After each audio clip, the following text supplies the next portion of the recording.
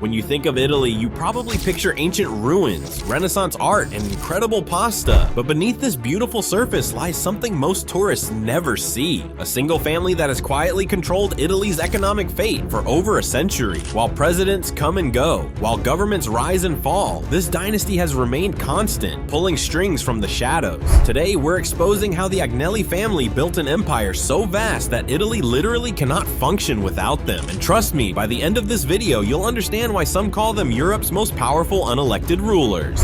Humble beginnings in Turin. Our story begins in 1899 in Turin, a northern Italian city that nobody thought would become the automotive capital of Europe. Italy had just unified as a nation decades earlier and was still figuring out its identity. Most of the country lived in poverty, farming the land just like their ancestors had for centuries. But one man saw something different. Giovanni Agnelli wasn't content with the old ways. He looked at the emerging automobile industry in France and Germany and realized Italy was being left behind.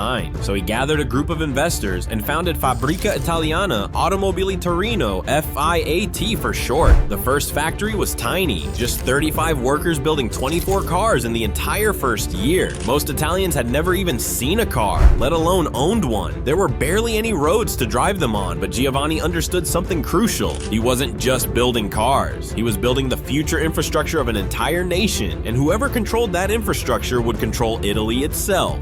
The rise through war. By the early 1900s, Fiat was growing rapidly. Production increased fivefold within just a few years. Giovanni was aggressive, buying up patents, modernizing production techniques, and even opening dealerships in New York before most Italians could afford his cars. But then came the scandal. In 1908, Fiat was rocked by accusations of financial manipulation. Rumors spread about falsified accounts and inflated stock prices. Giovanni ended up in court, accused of stock price manipulation for profit. He walked free when prosecutors couldn't prove their case, but the experience changed him. He became more calculated, more strategic, more ruthless. When World War I erupted, Giovanni didn't hesitate. He immediately pivoted Fiat's factories to military production. Trucks, tanks, airplanes, diesel engines, anything the Italian military needed, Fiat built it. The company's workforce exploded from a few thousand to over 30,000 workers. The profits were staggering, but so were the accusations. Critics called him a war profiteer, claiming he was getting rich off Italian blood. Giovanni needed protection, and he found it in an unlikely place: a rising political agitator named Benito Mussolini,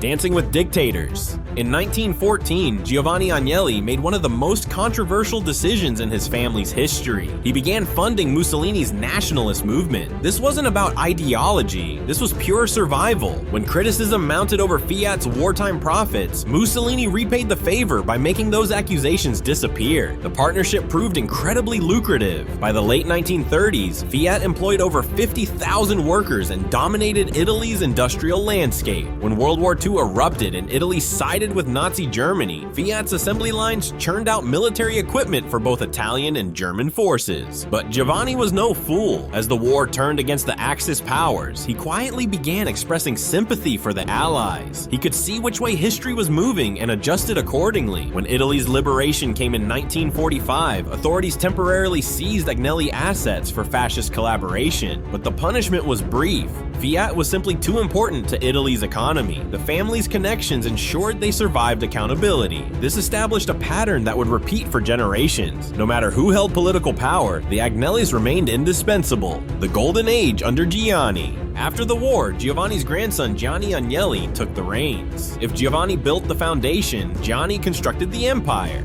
Charismatic, sophisticated, and politically brilliant, Gianni understood that post-war Italy needed modernization.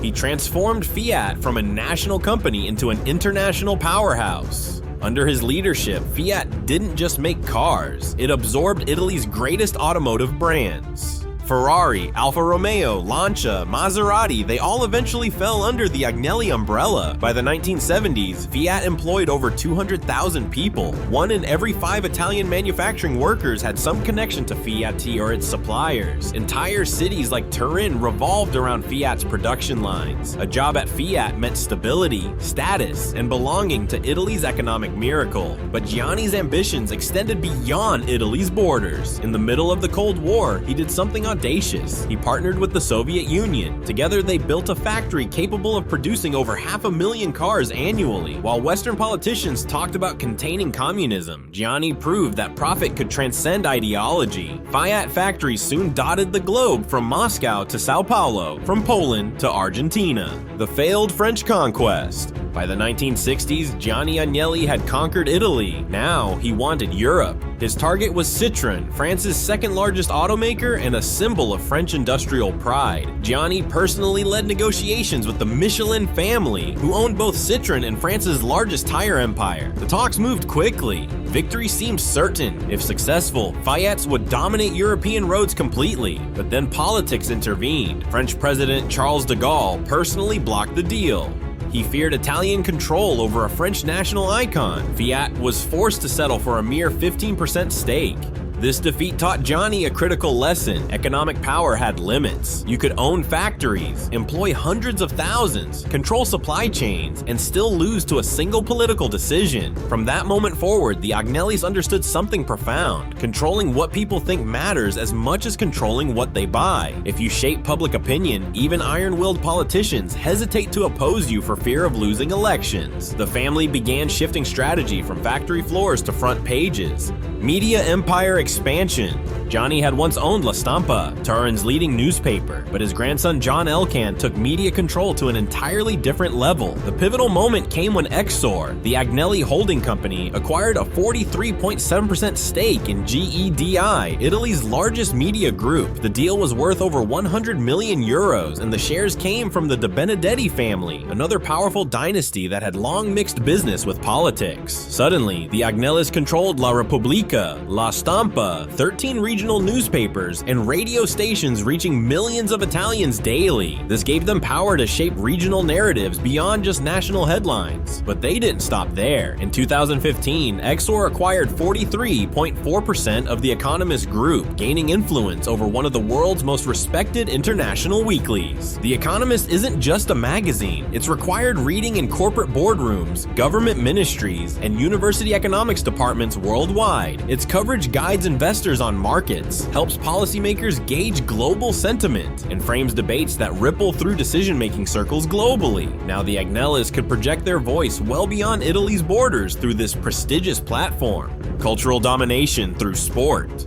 But true influence isn't just built on industries or media, it's built on what captures hearts and minds. The Agnellis understood that controlling what people love matters more than controlling what they need. In 1923, Edoardo Agnelli became president of Juventus Football Club. This wasn't just about sports. Football unites Italy from north to south, from rich to poor. With each Juventus victory, the Agnellis claimed loyalty and admiration across all social classes. Every trophy reinforced family prestige. Decades later, they added Ferrari to their cultural arsenal. In 1969, FIAT bought 50% of Ferrari. By 1988, they controlled 90%, including shares once held by Enzo Ferrari himself. When Ferrari went public decades later, the IPO symbolized something beyond numbers. Ferrari had become synonymous with prestige, exclusivity, and Italian excellence. And that halo extended directly over the Agnelli name.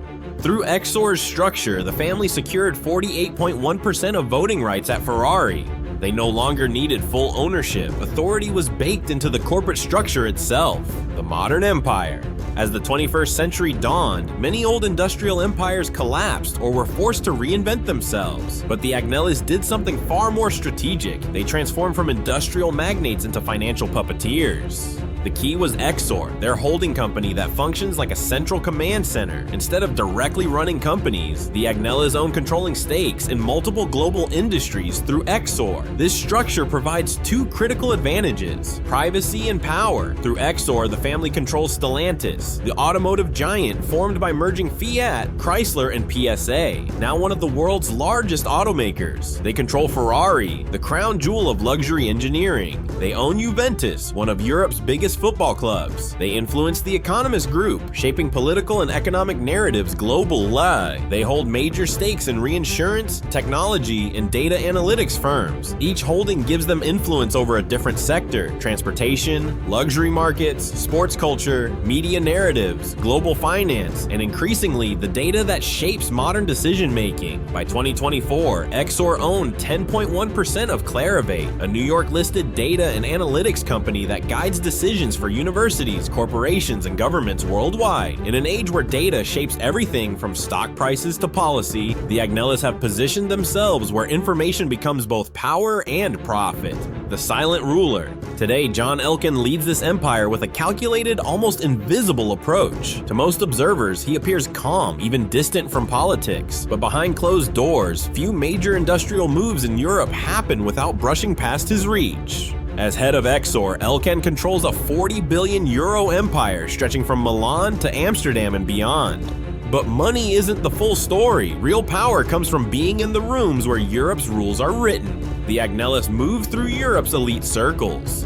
Business roundtables, think tanks, foundations where CEOs, politicians, and regulators discuss policy long before it becomes law. Elkann learned from families like the Wallenbergs and Pritzkers. Their example taught him how to turn family wealth into genuine influence, how to use networks to keep the Agnellis embedded within Europe's power structure. Through these circles, they help shape EU policy on green technology, mobility, and industrial competitiveness. Their influence extends into decisions about subsidies, regulations, and trade agreements that affect millions. The question of democracy. Today, Italy presents itself as a democratic republic with elections, public institutions, and independent markets. But beneath this facade persists a reality that makes many uncomfortable. The economic pulse of the nation continues to be shaped by a private dynasty whose influence spans multiple sectors.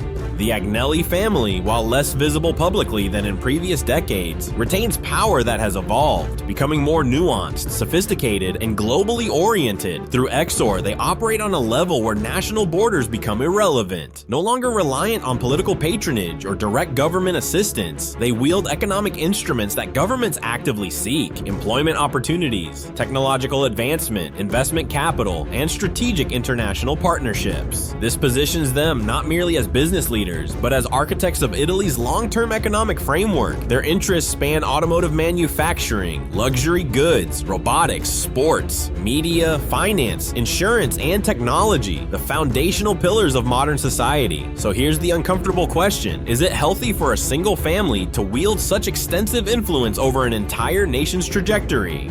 Some economists argue that dynastic control stifles competition and concentrates power dangerously. Others contend that without families like the Agnellis, Italy would struggle to maintain global relevance. What remains indisputable is this: the Agnelli dynasty represents a rare and formidable model of enduring private influence over a European nation. From steering industrial revolutions to shaping contemporary corporate giants, they haven't just molded Italy's history, they continue steering its future, often in ways that are quiet, strategic, and largely invisible to ordinary citizens. The Agnellis show us that in a continent still ruled by old money and quiet alliances, some families successfully transformed national legacies into continental power, and they did it not through elections or public office, but through patient, generational accumulation of influence in every sector that matters. So the real question isn't whether one family controls Italy's economy. The question is, does anyone have the power to stop them?